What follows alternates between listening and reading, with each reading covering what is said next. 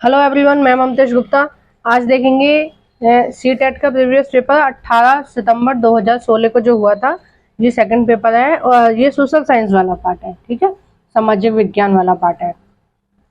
तो देखिए, हमने पिछली वीडियो में इसके 70 तक क्वेश्चन कंप्लीट कर लिए थे। आज देखेंगे हम 71 से।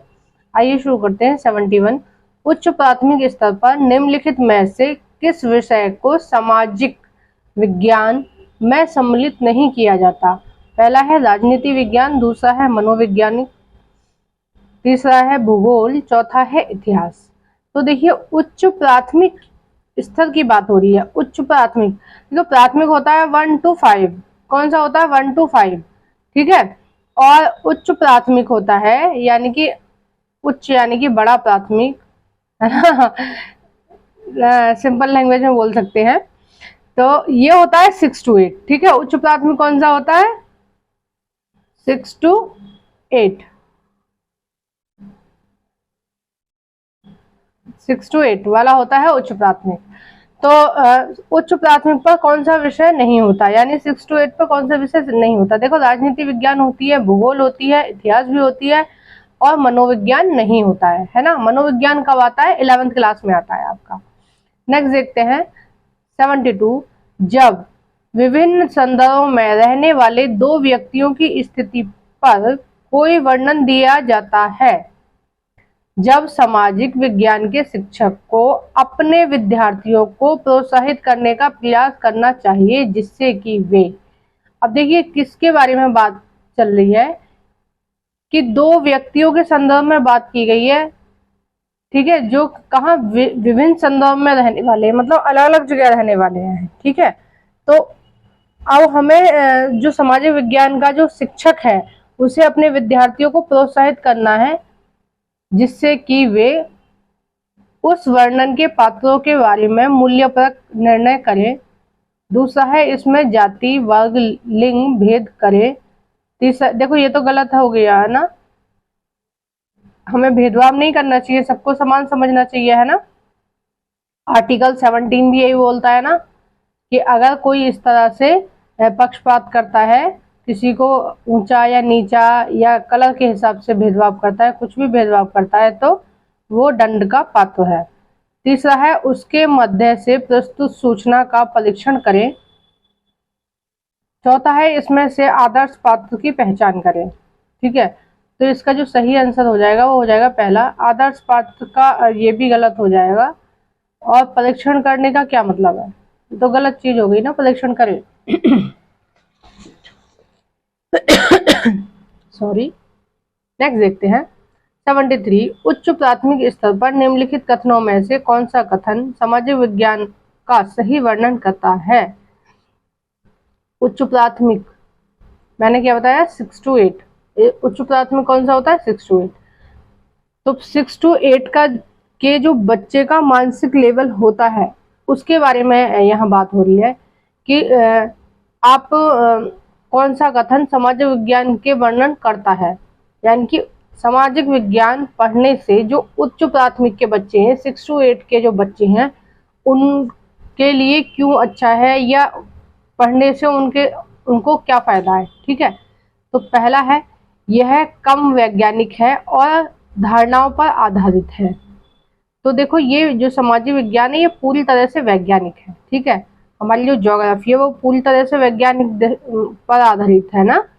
हर चीज के प्रमाण है और सही मापतोल है उसका, तो वैज्ञानिक दृष्टिकोण है उसका। भूगोल का तो ये तो गलत हो गया। इन्होंने पूछा है कम, इन्होंने बोला है कम वैज्ञानिक। दूसरा है यह विवेचनात्मक सोच और कल्पना शक्ति को प्रेरित करता है। तीसरा है यह वास्तविक जीवन और रोजगार दिलाने के लिए उपयोगी नहीं है। तो ये भी बात गलत हो गई कि अगर बच्चे ठीक से पढ़ते हैं, चाहे कोई भी सब्जेक्ट है, वो रोजगार दिलाने में सहायक है, यानी कि वो जॉब दिलाने में सहायक है अगर आप ठीक से पढ़ते हो तो। ठीक है। अगर आप ठीक से साइंस को भी नहीं पढ़ोगे तो वो भी आपको रोजगार नहीं दिला सकता। ठीक है। BBA BCA भी आप ठीक से नहीं करोगे तो वो भी आपको रोजगार नहीं दिला सकता। फोर्थ है यह ऐसे तथ्य से भरपूर है जिन्हें याद रखना जरूरी है। याद नहीं रखना जरूरी है, जिन्हें हमें समझना जरूरी है। ठीक है। रटाना थोड़ी ना है सब्जेक्ट को, हमें क्या करना है? उसको समझाना है, कौन चीज कैसी होती है, भविष्य में कैसा होगा, पास्ट में कैसा हुआ था। तो उस तरह से हमें क्या, उनकी यह विवेचनात्मक सोच और कल्पना शक्ति को प्रेरित करता है। कल्पना शक्ति का मतलब होता है अमूर्त चिंतन एक तरह का, ठीक है, या मूर्त चिंतन भी बोल सकते हैं, ठीक है। दोनों प्रकार के चिंतन आते हैं कल्पना शक्ति में, मूर्त भी और अमूर्त भी। यानी कि बच्चों को हम बोलेंगे कि देखिए, आप कल्पना करके देखिए कि मनुष्य शुरुआती दौर में कैसा रहा होगा, उसका बनावट कैसी रही होगी, या वो लोग कैसे मिट्टी के बर्तन कैसे बनाते होंगे, कैसे वो खाना पकाते होंगे, कैसे उन्होंने आग जलाई होगी। तो ये सारी चीजें क्या है, बच्चे इससे क्या है, कल्पना शक्ति उनकी क्या है, तीव्र होती है ना, सोचने समझने की जो क्षमता है वो बढ़ जाती है। नेक्स्ट देखते हैं 74, सामाजिक समानता। सामाजिक समानता का मतलब है कि हमें समाज में क्या है, सबको एक दृष्टि से देखना है, सबके साथ क्या है, एक जैसा व्यवहार करना है। किस सिद्धांत को सुनिश्चित करने के लिए निम्नलिखित में से कौन सा मानव मूल्य सर्वाधिक महत्वपूर्ण होगा? पहला है उपभोक्तावाद, दूसरा है दक्षता, तीसरा है प्रतिस्पर्धा, चौथा है परस्पर आदर। देखो, प्रतिस्पर्धा तो होगा नहीं, ठीक है, वो समानता को व्यक्त नहीं करता है। प्रतिस्पर्धा का क्या मतलब है कि अगर दो, प्रतिस्पर्धा को हम बोलते हैं कंपटीशन। कंपटीशन क्या होता है कि हाँ, अगर किसी भी कंपटीशन में दो बच्चे हैं तो वो क्या करेंगे कि पहला वाला बच्चा दूसरे वाले बच्चे से ज्यादा मेहनत करेगा, तभी तो वो कंपटीशन फाइट करेगा, है ना, तभी तो वो कंपटीशन जीतेगा। या दूसरा वाला बच्चा पहले वाले बच्चे से ज्यादा मेहनत करेगा, तभी तो वो कंपटीशन जीतेगा। तो कंपटीशन क्या है, समानता नहीं होती है उसमें, उसमें उसमें असमानता होती है। यानी कि उसमें जो भी श्रेष्ठ है वो जीतेगा कंपटीशन, यही इसका मतलब यही हुआ ना। तो इसका जो सही आंसर हो जाएगा वो हो जाएगा 4, परस्पर आदर। परस्पर आदर क्या होता है, आप किसी का सम्मान कब करेंगे, जब आप उसको अपने बराबर समझेंगे, है ना, आप अपने बराबर समझेंगे, या तभी तो आपके अंदर वो भाव आएगा कि हाँ, हाथ मिलाएंगे आप उसको, है ना, नमस्ते करेंगे। तो ये कब होता है, जब आप उसको बराबर वाला भाव आपके मन में आता है, यानी कि समानता वाला भाव आपके मन में आता है, ठीक है। नेक्स्ट देखते हैं 75, एक शिक्षक चाहता है कि उसके विद्यार्थी नगर निगम। नगर निगम क्या होता है, देखिए गांव में जिस तरह से प्रधान होता है ना, उस तरह से ही नगर में नगर निगम होता है, ठीक है ना। क्योंकि प्रधान क्या है, एक छोटे इलाके को देखता है, और नगर निगम क्या है, बहुत बड़े बड़े नगर होते हैं उनको देखता है, ठीक है। शहर की बात नहीं हो रही है, शहर में क्या है, कई शहर बहुत छोटे छोटे होते हैं, लेकिन ये नगर की बात हो रही है, नगर निगम की बात हो रही है, ठीक है। थोड़े कस्बे टाइप नहीं, थोड़े बड़े बड़े शहर, है ना, उनकी बात हो रही है। तो एक शिक्षक क्या चाहता है, देखिए आगे पढ़ लेते हैं हम पहले। नगर निगम को उपलब्ध धनराशि के स्रोत का पता लगाएंगे। निम्नलिखित में से कौन सी विधि सबसे अधिक विश्वसनीय और उपयुक्त होगी? देखिए यहाँ पर ये बात बोली गई है कि एक शिक्षक ये चाहता है कि जो नगर निगम है वो जो विकास कार्य में पैसे लगा रहा है, ठीक है, शहर का जो विकास कर रहा है, तो वो विद्यार्थियों से ये चाहता है कि विद्यार्थी इस बात की जानकारी लाए, इस कि वो जो नगर निगम है उसके पास पैसे कहाँ से आते हैं, ठीक है, क्या स्रोत है धनराशि का उसके पास, जो वो हमारे शहर में कोई भी विकास कार्य करता है। तो उसके लिए बच्चे जो पता लगाएंगे उसके लिए सबसे अच्छी विधि कौन सी है, ठीक है, उसके बारे में बात हुई है। पहला है काउंसलरों के साथ भेंट और वार्ताएं, यानी कि उनसे मिलेंगे और उनसे बात करेंगे। दूसरा है सहकारी बैंक और वेबसाइटों को ढूंढेंगे। देखो ये तो भटकाने वाली बात होगी बच्चों को, ठीक है, वो कहाँ तक ढूंढेंगे। आपस में विमर्श करेंगे, किसी भी बच्चे को इसके बारे में जानकारी नहीं होगी, क्योंकि ये बहुत ही सिंसियर वाला मुद्दा हो गया उच्च प्राथमिक के बच्चों के हिसाब से। चौथा है किसी विशेषज्ञ का भाषण आयोजित कराना। तो भाषण वगैरह ये सब तो गलत चीज है, ठीक है। भाषण में क्या है, वो नेगेटिव भी बोल सकता है, पॉजिटिव भी बोल सकता है। अब वो कोई भी आदमी जो भाषण दे रहा है वो अपने स्तर से दे रहा है ना, कि उसकी अपनी समझ क्या है। लेकिन हमें बच्चों को किसी की समझ नहीं समझानी है, हमें क्या समझाना है कि नगर निगम जो के पास जो धनराशि आती है, जिसको वो नगर के किसी विकास कार्य में लगाता है, वो धनराशि कहाँ से आती है, तो हमें पता चलेगा काउंसलरों से। ठीक है, काउंसलर उस विभाग के होंगे और हम उनसे बच्चों को मिलवाएंगे या बात करेंगे, तो वो बच्चों को बता देंगे कि भाई इस स्रोत से उसके पास, नगर निगम के पास पैसा आता है। नेक्स्ट देखते हैं 76, निम्नलिखित में से किस विषय सामग्री को पाई आरेख के द्वारा सबसे अच्छी तरह से प्रदर्शित किया जा सकता है। देखिए पाई आरेख क्या होता है, पहले तो आप उसको समझ लीजिए। जब तक आपको यही नहीं पता होगा पाई आरेख क्या है, आप कैसे क्वेश्चन को सॉल्व करेंगे। देखो एक सर्कल टाइप का होता है पाई आरेख, ठीक है। इसको डिवाइड करके ऐसे दिखाया जाता है ना। ये 8th क्लास एनसीईआरटी से आया है, सिंचाई, हाँ सिंचाई वाला चैप्टर है, ज्योग्राफी से ये कि देखिए इतने परसेंट तो क्या है, नलकूप है। मान लीजिए 20% नलकूप से सिंचाई हो रही है, ठीक है। 40% किससे हो रही है सिंचाई, मैं उदाहरण के तौर पे आपको समझा रही हूँ पाई चार्ट में। तो 40% जो सिंचाई हो रही है, देखो 20% ये हो गया, ठीक है 20%। अब देखो 30% किससे सिंचाई हो रही है, नहरों से हो रही है ना। और 50% किससे हो रही है, किसी अन्य स्रोतों से हो रही है सिंचाई, ठीक है ना।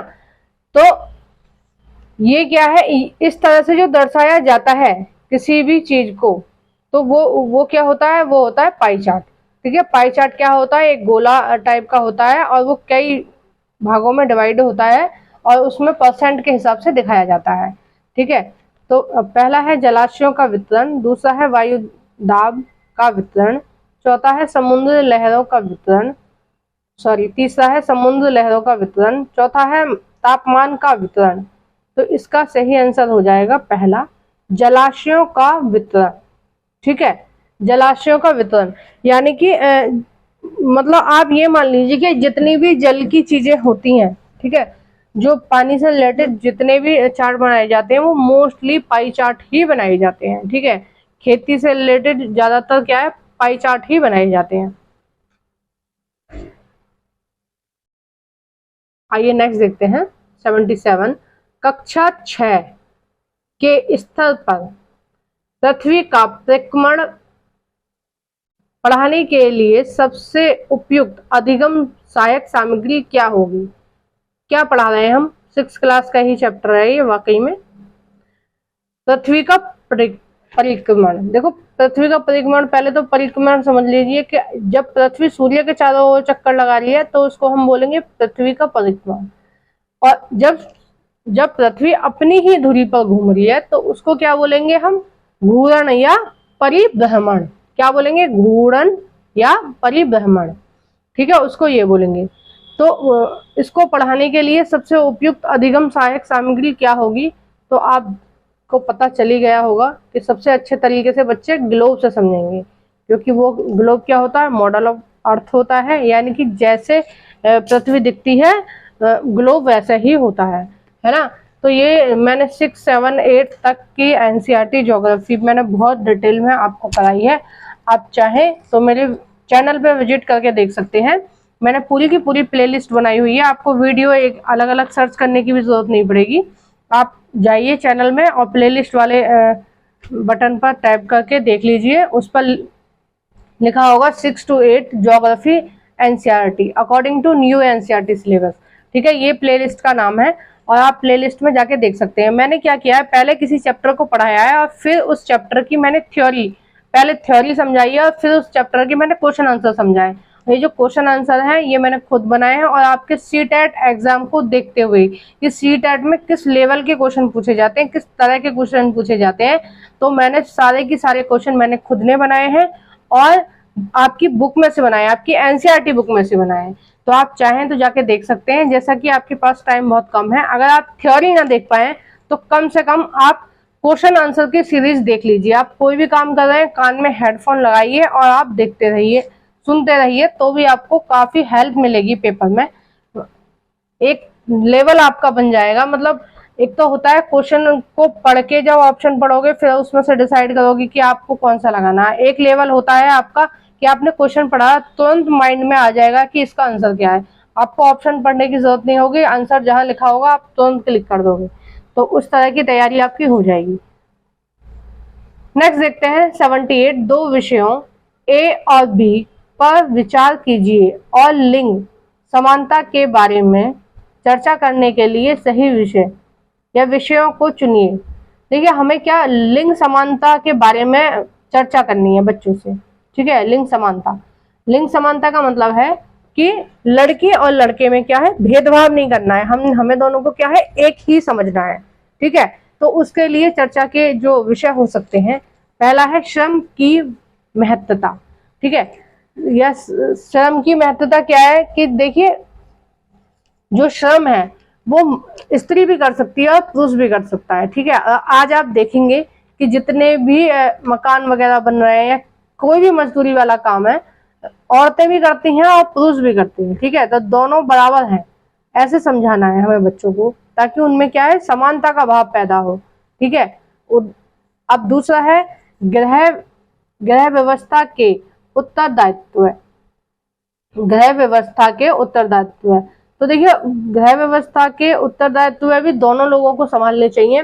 और आज का जैसा दौर चल रहा है, देखो पहले तो महिलाएं घर में रहती थी तो उनको कुछ भी बाहर का नहीं देखना पड़ता था, तो वो घर का आराम से संभाल लेती थी। अब क्या है, अब खर्चे बढ़ रहे हैं और बहुत सारी चीजें बढ़ रही हैं, पैसे चाहिए, तो क्या है, अपनी जीविका चलाने के लिए महिलाएं भी काम कर रही हैं, पुरुष भी काम कर रहे हैं।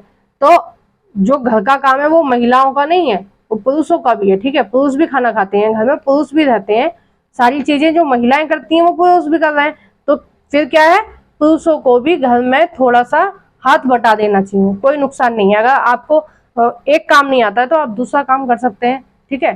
थोड़ी हेल्प करा सकते हैं, कोई भी सब्जी काट सकते हैं या कुछ भी, मतलब हेल्प, आपका जो भाव है वो हेल्प वाला होना चाहिए। आपको ऐसे माइंड में नहीं बना लेना चाहिए कि ये जो किचन का काम है ये मम्मी का काम है या हमारी वाइफ का काम है या हमारी बहन का काम है, ये नहीं आपको माइंड सेट करना है। आपको क्या माइंड सेट करना है कि घर का काम है तो सबका काम है, स्त्री भी करेंगी पुरुष भी करेंगे, ठीक है। अगर आप लड़के हैं तो आप अपनी मम्मी का हाथ बटा सकते हैं, ठीक है, इसमें कोई शर्म की बात नहीं है। और ये उनकी ही जिम्मेदारी नहीं है कि वो आपको खाना बना के देंगी, आपकी भी जिम्मेदारी है कि आप अपनी मम्मी के लिए खाना बना सकते हो, है ना। तो इसी तरह का हमें भाव रखना चाहिए, हम ये बच्चों को समझा रहे हैं ताकि उनमें क्या है, लिंग समानता के बारे में वो सोच सकें और चर्चा कर सकें, उनके अंदर ये भावना जागृत हो। ए और बी दोनों ही प्रासंगिक हैं। नेक्स्ट देखते हैं 79, विद्यार्थियों को इतिहासकारों के समान सोचने के लिए प्रोत्साहित करने हेतु निम्नलिखित में से कौन सी विधि सर्वाधिक उपयोगी है। विद्यार्थियों को इतिहासकारों के समान, देखिए इस बात का मतलब ये हुआ कि विद्यार्थियों को हमें किस चीज के लिए प्रोत्साहित करना है कि जो इतिहासकार होते हैं ना, जो इतिहास लिखते हैं, उनकी तरह वो बच्चे क्या है, सोचें कि इतिहासकार किस तरह से इतिहास लिखते हैं या किस तरह से सोचते हैं, उनका जो सोचने का तरीका होता है वो किस तरह का होता है। पहला है परियोजना विधि, दूसरा है स्रोत विधि, तीसरा है कहानी सुनने वाली विधि, चौथा है पूछताछ विधि। तो जो इतिहासकार इतिहास लिखते हैं या इतिहास से रिलेटेड कुछ भी चीज आए, आप आंख बंद करके स्रोत विधि पे लगा दीजिए, क्योंकि पूरा के पूरा जो इतिहास है वो किस पे टिका हुआ है, वो स्रोत पे टिका हुआ है, ठीक है। कहीं से हमें स्रोत मिलेंगे, एविडेंस मिलेंगे, सबूत मिलेंगे, तभी तो हम मानेंगे कि पास्ट में ये चीजें थी, ठीक है ना। अब शतुरमुर्ग के अंडे हमारे भारत में मिले हैं अवशेष, तो महाराष्ट्र में मिले हैं शतुरमुर्ग के अंडे, जो कहाँ ऑस्ट्रेलिया में पाए जाते हैं अभी। तो हमने क्या क्यास लगाया कि कभी ना कभी जो हमारा महाराष्ट्र वाला क्षेत्र है, ये सब जो है, यहाँ पर कभी शतुरमुर्ग रहे होंगे, यानी कि यहाँ की जलवायु कभी ऐसी रही होगी जैसी ऑस्ट्रेलिया की जलवायु है। तो हमने कैसे पता लगाया है, स्रोत विधि से पता लगाया, ठीक है। नेक्स्ट देखते हैं क्वेश्चन नंबर 80, कारखाना विषय को पढ़ाने के लिए सबसे उपयोगी विधि होगी। पहला है किसी विशेषज्ञ को निमंत्रण देना, दूसरा है एक कहानी सुनना, तीसरा है किसी उद्योग कारखाने की यात्रा आयोजित करना, चौथा है एक डॉक्यूमेंट्री फिल्म दिखाना, ठीक है। अब ये सारे ऑप्शन दे रखे हैं। अब मैं आपसे एक क्वेश्चन करना चाहती हूँ कि मान लीजिए मैं आपको बताती हूँ कि जो ताजमहल है वो ताजमहल आगरा में है, और ये वो बहुत सुंदर बना हुआ है, वो ऐसा है, वो शाहजहां ने बनवाया था, वो मुमताज की याद में बनवाया था। ऐसे मैंने बोल के आपको एक दिन खत्म, मतलब बात वो वहीं खत्म हो गई। ठीक है, आपको एक मैंने सूचना की तरह दे दिया। दूसरा मैं क्या कर रही हूँ कि दूसरी क्लास के बच्चों को ताजमहल में लेके जा रही हूँ, उनको समझा रही हूँ, उन ताजमहल की पूरा दिखा रही हूँ, उनको घुमा रही हूँ, ताजमहल में दिखा रही हूँ कि देखो ये शाहजहां थे और इन्होंने अपनी जो उनकी पत्नी थी उनकी याद में ये बनवाया था, इसको बनवाने में इतना टाइम लगे था, इतने मजदूर लगे थे। वो सारी जानकारी जो मैंने एक क्लास को क्लास में बैठ के दी और दूसरी क्लास को मैं वहां पे लेके गई, तो कौन सी क्लास हमेशा के लिए याद रखेगी? वो वाली क्लास याद रखेगी जिसको मैं ताजमहल दिखाने के लिए लेके गई। ठीक है, क्योंकि बच्चे सीखते टाइम जितनी ज्यादा इंद्रियों का प्रयोग करते हैं उनके माइंड में उतनी ही ज्यादा चीजें हमेशा के लिए या लॉन्ग टाइम के लिए माइंड में रहती हैं। ठीक है ना, तो जैसे हम जब मैं उन बच्चों को वहां लेके जाऊंगी तो वो देखेंगे भी, सुनेंगे भी, ठीक है, और छू के भी देखेंगे, तो माइंड से सोचेंगे भी कि ऐसा रहा होगा, कल्पना शक्ति का भी उनका विकास होगा, तो वहां पर वो क्या है ज्यादा अच्छे से सीखेंगे। तो अब आप ऑप्शन समझ गए होंगे कि क्या हो जाएगा, इसका तीसरा हो जाएगा। देखिए, आपसे जब इस तरह के क्वेश्चन पूछे जाए और कभी भी यात्रा का आयोजन के लिए बोला जाए तो ये सबसे सही आंसर होता है। और इस क्वेश्चन में मैंने सबसे ज्यादा टाइम इसलिए लगाया है क्योंकि ये क्वेश्चन बहुत बार पूछा गया है। बस इसकी क्या है, क्वेश्चन चेंज हो जाता है, ऑप्शन मोस्टली यही रहते हैं, और मैंने इस क्वेश्चन को 5-6 बार देख लिया है, ये जो प्रैक्टिस सेट में करा रही हूँ इनमें ही। ठीक है, तो आप ध्यान से इसको देख लेना। 81 ऋग्वेद, देखो ये 6th क्लास एनसीईआरटी से आया ऋग्वेद वाला क्वेश्चन। आपकी एनसीईआरटी से बाहर नहीं आते हैं क्वेश्चन, हमेशा आपकी एनसीईआरटी में से ही आते हैं। आप एनसीईआरटी को ही रट लीजिए, ठीक है, बाहर से आप कुछ मत पढ़िए, आप एनसीईआरटी से को पढ़ लीजिए, 6 to 8 एनसीईआरटी, उससे ही आपका काम हो जाएगा। 81 ऋग्वेद के विषय में निम्नलिखित 3 कथनों पर विचार कीजिए और सही उत्तर का चयन कीजिए। पहला है, यह 3500 वर्ष पूर्व लिखा गया था। बी है, इसकी रचना प्रकृत भाषा में की गई थी। तीसरा है, इसमें 1000 से अधिक प्रार्थनाएं हैं। तो देखिए, जो पहला वाला ऑप्शन है वो गलत है, क्योंकि ये लगभग 1500 साल पहले लिखा गया था। ठीक है, 1500 साल पहले लिखा गया था। और देखो इसकी रचना क्या है, इसमें लिखा है प्रकृत भाषा में हुई थी। ठीक है, ये जो प्रकृत भाषा लिखा है ये भी गलत लिखा है, क्योंकि इसकी जो रचना हुई थी ऋग्वेद की वो वैदिक संस्कृत में हुई थी। और ये तीसरा वाला ऑप्शन इसका सही है, इसमें 1000 से अधिक प्रार्थना है। तो इसमें कितनी प्रार्थना है, 1028 प्रार्थना है। ठीक है, 1000 से अधिक ही हो गई ना, 1028 प्रार्थनाएं हैं। तो इसका जो सही आंसर हो गया वो हो गया 4th, सी सही है और ए और बी गलत है। नेक्स्ट देखते हैं। 82 मानिकी पर्वत हवाई द्वीप सागर की सतह के नीचे स्थित है और इसकी ऊंचाई एवरेस्ट पर्वत से भी अधिक है। यह निम्नलिखित महासागरों में से किसमें स्थित है? देखो, मानिकी एक पर्वत माला है जो कहाँ है, सागर में है, यानी कि समुद्र में है। ठीक है, और उसकी जो ऊंचाई है वो हमारे हिमालय की सबसे ऊंची चोटी कौन सी है, माउंट एवरेस्ट है ना, वो एवरेस्ट से भी ज्यादा ऊंचा है मानिकी पर्वत, है ना। तो उन्होंने पूछा है ये कौन से महासागर में है, तो आप इसको ऐसे याद कर सकते हैं कि सबसे बड़ा पर्वत और सबसे बड़ा महासागर में स्थित है। ठीक है, सबसे बड़ा महासागर कौन सा है, प्रशांत महासागर, और ये क्या है, सबसे बड़ा पर्वत मानिकी पर्वत, और ये कहाँ स्थित है, प्रशांत महासागर में। देखिए, ये 6th क्लास एनसीईआरटी से आया है क्वेश्चन। ठीक है, नेक्स्ट देखते हैं। 83 विनय पिटक एक ग्रंथ है जो अभिलेखित करता है।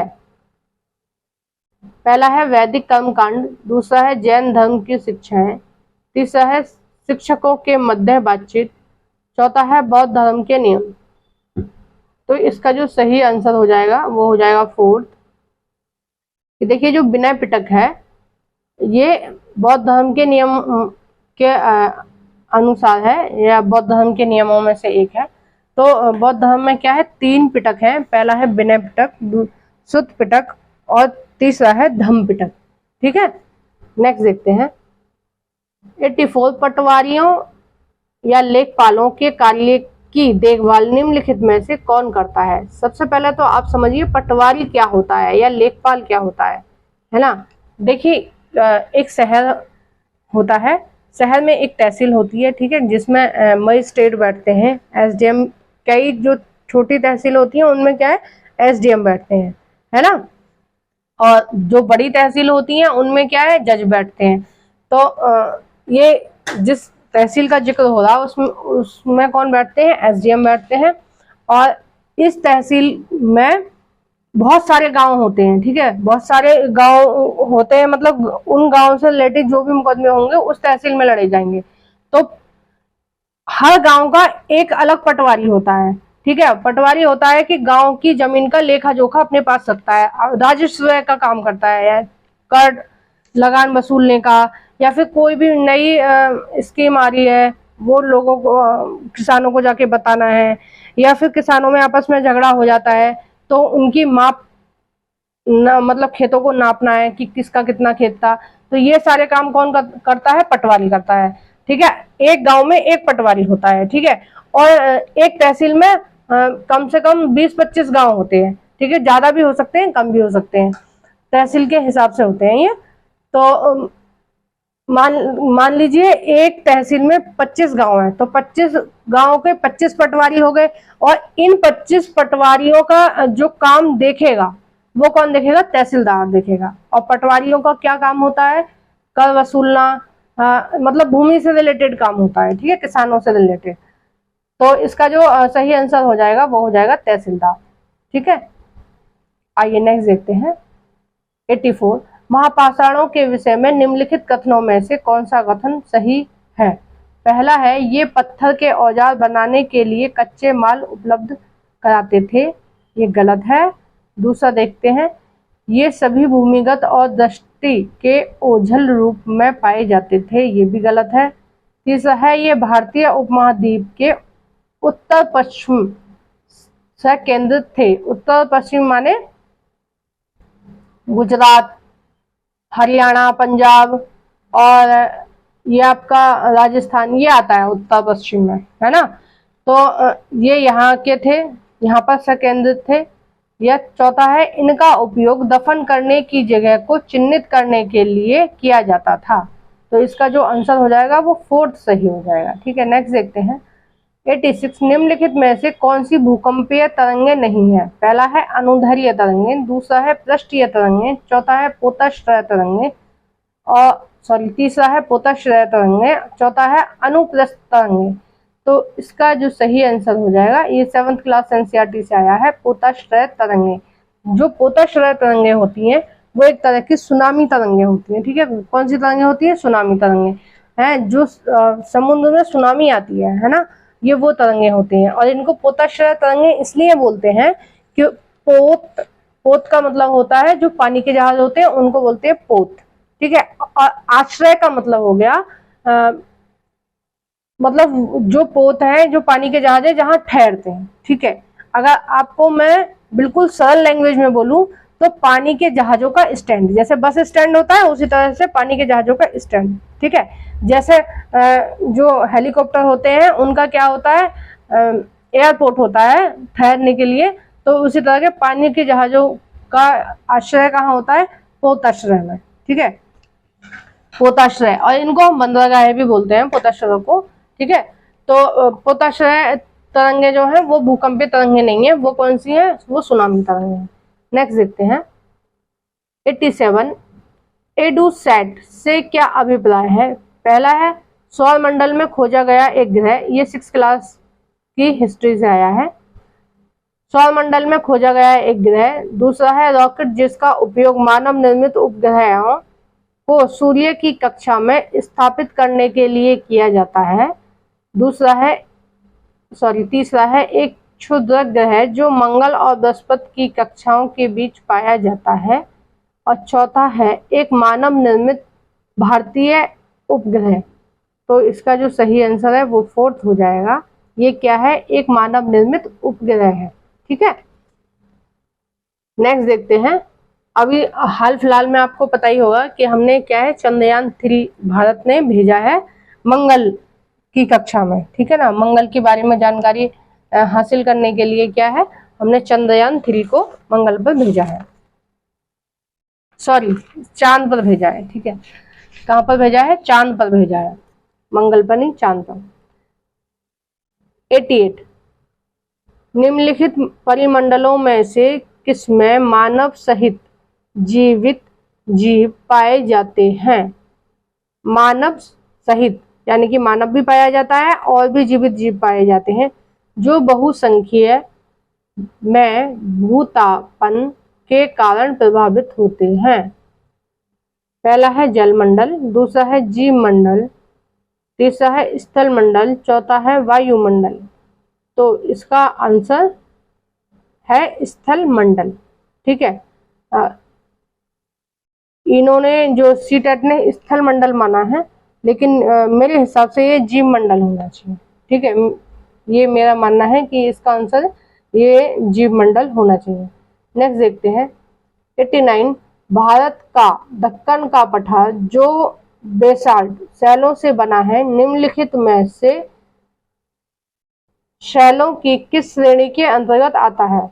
जो हमारा भारत का दक्कन का पठार है, देखिए इस तरह से है ना हमारा भारत, ये इधर क्या है, इधर है अरब सागर और इधर है बंगाल की खाड़ी। ठीक है, तो ये जो त्रिकोण टाइप का जो बना हुआ है नीचे की तरफ, गुजरात से नीचे नीचे, ठीक है, इस तरह से है हमारा भारत।